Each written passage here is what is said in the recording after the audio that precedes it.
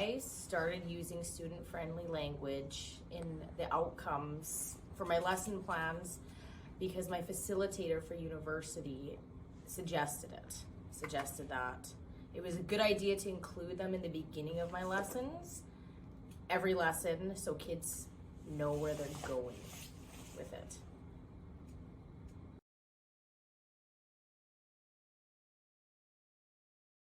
The personal narrative. Lexi. Something about your life, absolutely. Waverly. A true story about yourself, right? Something that only happened to you that we're writing about, okay? Before we start going though, let's go over our outcomes. We have grade 3 and we have grade 4. Who in the grade 3s wants to read some of our outcomes? Okay, what is an outcome? First of all, what even is an outcome, Madison? What you're going to do over a little bit of time. Yeah, what you're going to do over a little bit of time, right, Kobe? Did you want to read one or you want to explain what it is? You want to read one? Okay, absolutely. So an outcome lets us know what we're working towards, right? It's the big goal in grade 3 and grade 4, and this is for our writing, okay? So Kobe, go ahead with the first one right here with the first dot.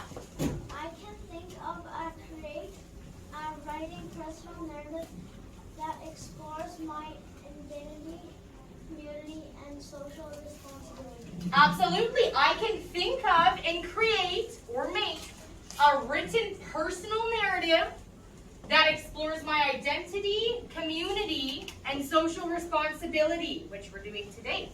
Awesome. Who wants to read the next one? Okay, nice and loud, Lainey. I can write stories that have a main idea, beginning, middle, and end. Awesome. I can write stories that have a main idea, beginning, middle, and end. Okay. And these are our personal narratives we're doing. We have grade 3s and grade 4s because you have different outcomes on them. Okay? So those outcomes that we read, they're actually just right here on the front of all of your pages for you. Okay? Yeah, very cool. Hey Cooper, can you tell me a little bit about the outcomes that you're working on right now? We are working on personal narratives and social responsibility. And so what do you have to do with your personal narrative? How do you know that you've written a really good personal narrative? Using paragraphs. Here's capital organization. Yeah. And so how do those I can statements help you remember what you need to work on? Because they say the outcomes and they also say what you need to do for handwriting. Good. She projects and discusses the outcomes with students.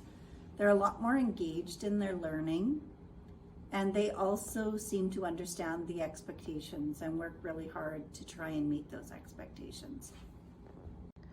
What have you noticed has changed since making the instructional outcomes more clear to the students? I think since I've done that, the kids are more aware of where they're going with their learning.